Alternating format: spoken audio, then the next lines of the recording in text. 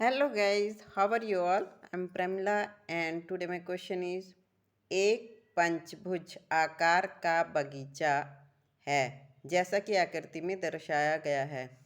इसका क्षेत्रफल ज्ञात करने के लिए ज्योति और कविता ने इसे दो विभिन्न तरीकों से विभाजित किया। दोनों तरीकों का उपयोग करते हुए इस बगीचे का क्षेत्रफल ज्ञात कीजिए। क्या आप इसका क्षेत्रफल ज्ञात करने की कोई और विधि बता सकते हैं?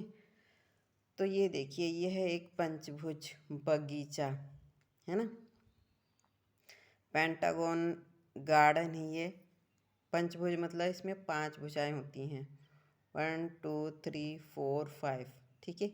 ये इसमें 5 भुजाएं हैं और इसमें क्या क्या दे रखा है, ये देखिए बेस इसका कितना है, 15 मीटर।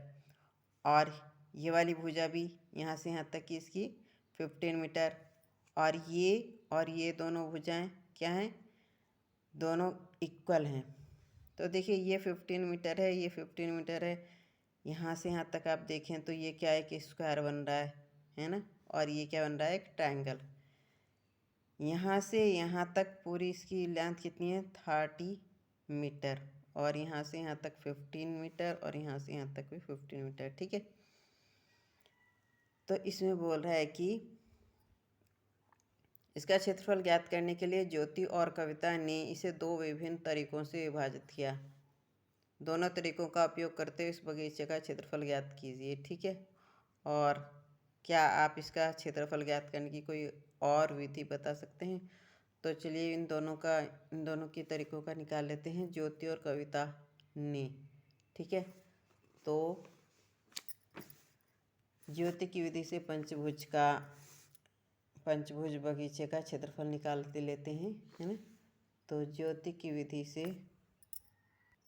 तो ये लिख लिया हमने, ज्योति की विधि से पंचभुज बगीचे का क्षेत्रफल। ये देखिए पंचभुज बगीचा है ना। ये भुजा इसकी A B 15 metre, B C 15 metre, ये वाली भुजा है इसकी सी डी, और ये है डी ई, है ना। और ये दोनों इक्वल इक्वल हैं। तो ए बी इसकी 15 है, तो इसकी ये वाली भुजा सी ई ये भी 15 होगी। ये बी सी 15 है तो ये ए ई भी 15 होगी, ठीक है। तो ज्योति के तरीके से इस बगीचे का क्षेत्रफल निकालने के लिए ज्योति क्या करती है, इस डी पॉइंट से, जो डी वर्टेक्स है, इस डी पॉइंट से इस ए बी भुजा पर एक लंब डालती है, ठीक है। जो कि इस ए बी भुजा को बिल्कुल बीचों बीच यहाँ पे कट कर रहा है ना। तो बीचों बीच कट कर रहा है, यानी कि ए बी को 2 इक्वल पार्ट्स में डिवाइड करा है। ये यदि यहाँ से यहाँ तक 15 मीटर है तो ये कितनी होगी, यहाँ से यहाँ तक 7.5 मीटर और यहाँ से यहाँ तक 7.5 मीटर। तो 2 पार्ट्स में डिवाइड कर रहा है, तो ये क्या बन रहे हैं, टू यहाँ पे ये क्या बन रहे हैं, ये समलंब चतुर्भुज बन रहे हैं, है ना। जिसे कहते हैं ट्रैपीजियम, है ना, ट्रैपेजियम बोलते हैं जिसे, समलंब चतुर्भुज।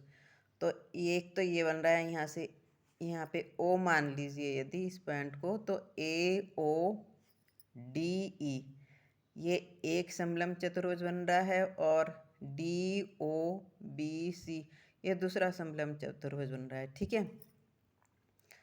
तो हम क्या करेंगे, देखिए यहाँ पे ज्योति की विधि से पंचभुज बगीचे का क्षेत्रफल, है ना, पंचभुज बगीचे का क्षेत्रफल इक्वल टू 2 इंटू समलंब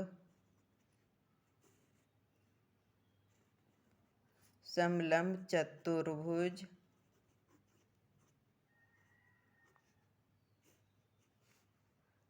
का क्षेत्रफल, ठीक है। पंचभुज बगीचे का क्षेत्रफल इक्वल टू 2 इंटू समलंब चतुर्भुज का क्षेत्रफल। यानी कि ये दो समलंब चतुर्भुज हैं, एक का हम क्षेत्रफल निकाल के उसे 2 से मल्टीप्लाई कर देंगे तो दोनों समलंब चतुर्भुज का क्षेत्रफल आ जाएगा, यानी कि ये जो पूरा पेंटागन बगीचा है पूरे का क्षेत्रफल आ जाएगा। ठीक है, तो इसका टू क्या हो जाएगा, 2 × समलंब चतुर्भुज का क्षेत्रफल क्या होता है, समलंब चतुर्भुज का क्षेत्रफल क्या होता है, ऊंचाई इंटू समांतर भुजाओं का योग, समांतर भुजाओं का योग अपॉन 2 ब्रैकेट क्लोज। इसका 2 इंटू ऊंचाई, देखिए ये जो चतुर्भुज बन रहा है AODE, इसकी ऊंचाई है ना, यानी कि इस समांतर भुजा और इस समांतर भुजा इन दोनों के बीच की दूरी कितनी हो रही, 7.5। ठीक है, और ये भुजा है DO और ये BC, ये दोनों समांतर भुजाएं, तो इनके बीच की भी दूरी कितनी हो रही है, 7.5, क्योंकि इस लंब ने, इस परपेंडिकुलर ने इस AB को बिल्कुल बीचों बीच डिवाइड किया है। ठीक है, तो यहाँ से यहाँ तक की डिस्टेंस कितनी होगी, ऊंचाई 7.5, और यहाँ से यहाँ तक की भी 7.5, तो ऊंचाई क्या लिखेंगे, 7.5। ठीक है, 2 × 7.5 इंटू समांतर भुजाएं है ना, तो समांतर भुजा एक तो ये यहाँ से यहाँ तक 15 मीटर, ठीक है, और एक ये DO जो कितनी है, 30 मीटर। ठीक है, यहाँ पे क्या दे रखा है, 30 मीटर, तो यहाँ से यहाँ तक कितनी होगी, 30 मीटर। तो लिख लिया 15 + 30 अपॉन 2 ब्रैकेट क्लोज। ठीक है, अब हम इसको 2 से इसको मल्टीप्लाई कर देते हैं, ये हो जाएगा 15.0 इंटू, इन दोनों को ऐड कर देते हैं 30, 15 + 30 को ऐड कर देते हैं, तो ये हो जाएगा 45 अपॉन 2। ठीक है, 15 और 45 को जब हम मल्टीप्लाई करेंगे तो ये हो जाएगा 675 अपॉन 2।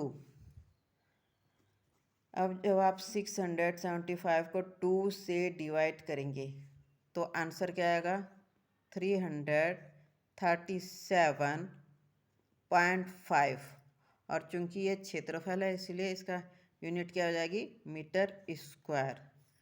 तो ये आ गया 337.5 मीटर स्क्वायर। ये आ गया ज्योति के द्वारा निकाले गए पंचभुज बगीचे का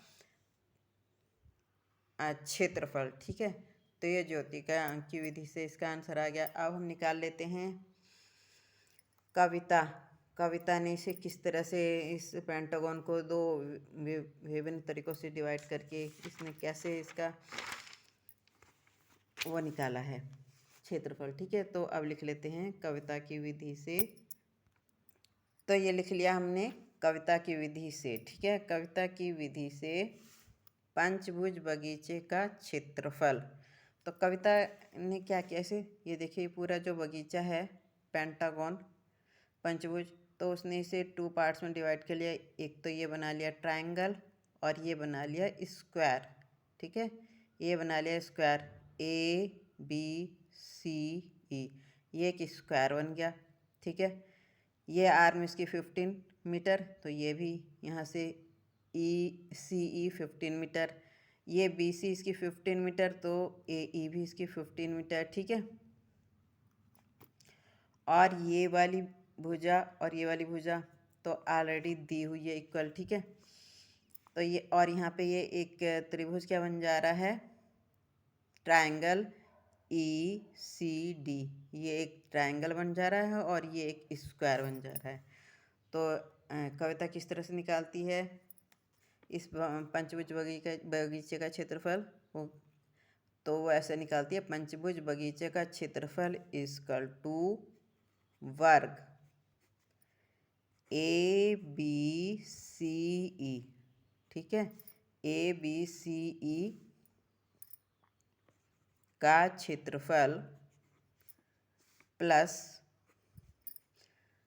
त्रिभुज ई सी डी का क्षेत्रफल, है ना, त्रिभुज, ये वाला त्रिभुज ई सी डी का क्षेत्रफल, ई सी डी का क्षेत्रफल। अब ये जो वर्ग है, वर्ग का क्षेत्रफल क्या होता है, भुजा का वर्ग प्लस त्रिभुज का क्षेत्रफल का क्या फॉर्मूला होता है, 1/2 multiply by Aadhaar multiply by ऊंचाई, ठीक है। ये होता है त्रिभुज के क्षेत्रफल का formula, 1/2 multiply by Aadhaar multiply by ऊंचाई। तो इसकी भुजा, भुजा का वर्ग, यानी ये जो क्या बोलते हैं स्क्वायर है, इसकी भुजा कितनी है, 15 मीटर, 15 मीटर, है ना। तो भुजा का वर्ग यानी कि 15 का स्क्वायर, 15 का स्क्वायर प्लस हाफ आधार, ये त्रिभुज का आधार कितना है, यहाँ से सी ई, ये जो इसका बेस है ये कितना है, 15 मीटर, ठीक है, क्योंकि ये और ये भुजा इक्वल है, तो यहाँ पे लिख लिया आधार इसका 15, ठीक है, इनटू ऊंचाई, ऊंचाई इसकी कितनी हो जाएगी, यहाँ से यहाँ तक, डी से इस भुजा पे सी ई पे उसने लंब डाला, तो यहाँ से यहाँ तक की भुजा कितनी हुई, 15 मीटर, ठीक है, क्योंकि ये पूरी कितनी है, 13 मीटर, यहाँ से यहाँ तक ये पूरी 30 मीटर है ना, यहाँ से यहाँ तक कितनी है, यहाँ से यहाँ तक 30 मीटर है, और ये यहाँ से यहाँ तक 15 मीटर है, तो यहाँ से यहाँ तक 15 मीटर हो गई, ठीक है। तो इसकी ऊंचाई कितनी होगी, 15 मीटर। अब 15 का स्क्वायर किया तो कितना है, 225 प्लस हाफ, 15 का 15 से मल्टीप्लाई किया, है ना, तो कितना आया, 225, ठीक है, 225, 225। अब इस 2 से इसको, ठीक है, इस 2 से इसको 225 को, इस 2 से 225 को जब हम डिवाइड करेंगे, ठीक है, डिवाइड करेंगे, तो ये कितने टाइम्स कट होएगा, ये से 2 से कटेगा, 2 1 जा 2, 2 1 जा 2, 2 2 जा 4, 0.25 जा 10, तो ये कितने टाइम्स कटा है, इसे 225 प्लस 112.5। अब इन दोनों को ऐड कर लिया तो कितना आया, 337.5 मीटर स्क्वायर, ठीक है, मीटर स्क्वायर। तो देखो ज्योति का आंसर कितना आया था, 337.5 मीटर स्क्वायर, और कविता का भी आया 337.5 मीटर स्क्वायर, ठीक है। अब क्वेश्चन में क्या कह रहा है कि क्या आप इसका क्षेत्रफल ज्ञात करने की कोई और विधि बता सकते हैं, क्या आप इसका क्षेत्रफल ज्ञात करने की कोई और विधि बता सकते हैं, तो हम इसकी कोई और विधि बताते हैं, ठीक है। इसकी एक नेक्स्ट विधि देखिए, ये हमारा क्या है, पेंटागन, ठीक है, तो इसकी अन्य विधि हो जाएगी अन्य विधि,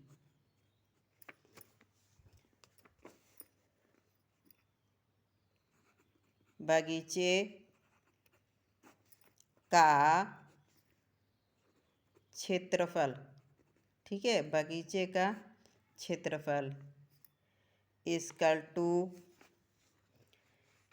इसकी कोई और विधि के लिए हम क्या करेंगे, ये जो डी वर्टेक्स है इससे सी ई पर हम क्या करेंगे, एक लंब डालेंगे, ठीक है, एक लंब डालेंगे तो एक त्रिभुज ये बन जाएगा, ये वाला त्रिभुज, त्रिभुज ई एफ डी, ठीक है, त्रिभुज ई एफ डी, और एक त्रिभुज ये बन जाएगा डी एफ सी।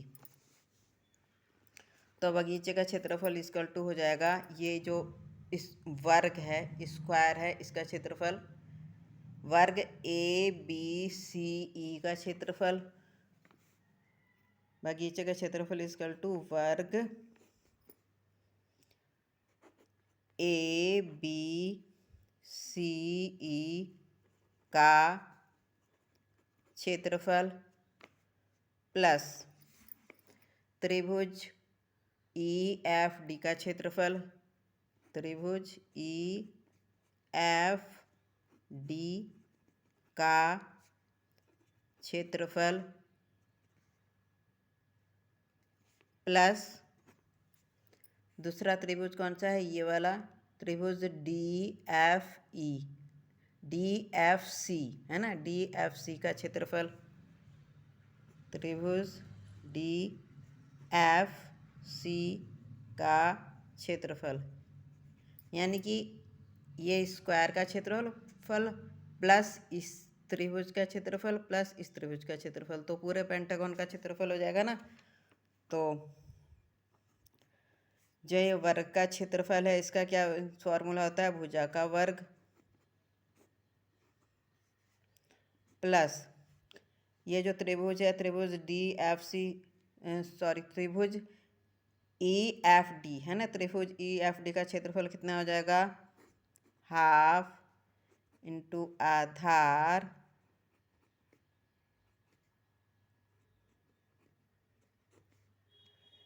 इंटू ऊंचाई प्लस दूसरे त्रिभुज का क्षेत्रफल, ये दूसरा त्रिभुज है त्रिभुज डी एफ सी, इसका क्षेत्रफल क्या हो जाएगा, हाफ इंटू आधार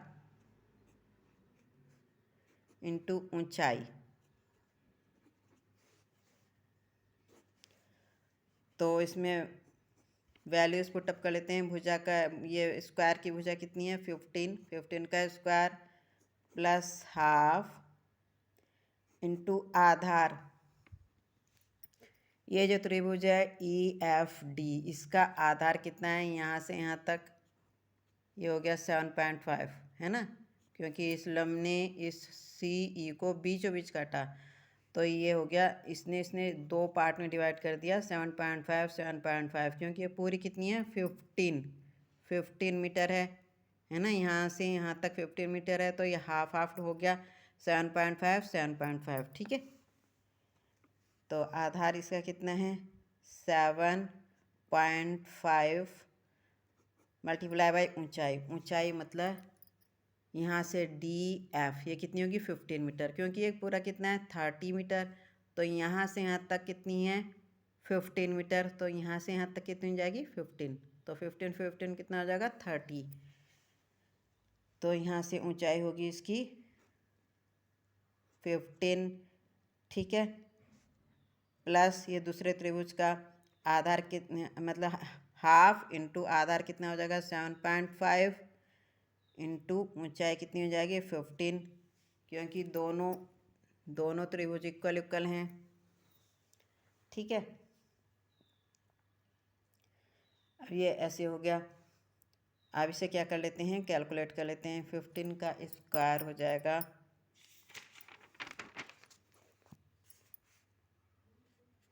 225 प्लस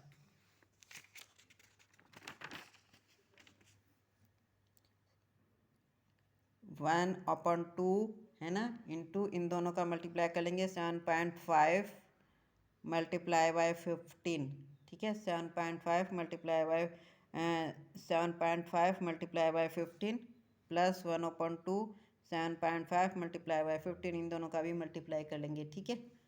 तो ये हो गया 1/2। 7.5 इंटू 15 का जो हमने मल्टीप्लाई किया तो ये आ गया 112.5 प्लस हाफ, और वहाँ पे भी जो हमने मल्टीप्लाई किया 7.5 इंटू 15 का तो कितना आया 112.5। ठीक है, कितना है 112.5।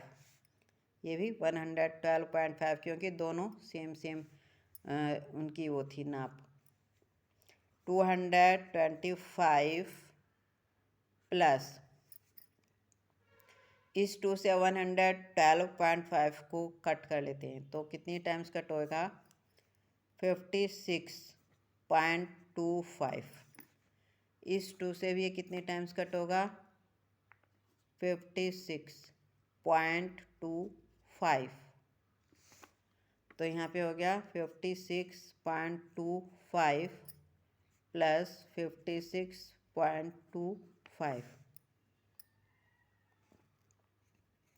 इसका 225 प्लस जब हम इन दोनों को ऐड करेंगे है ना 56.25 से 56.25 दोनों को ऐड करेंगे तो ये आ जाएगा 112.5। ठीक है,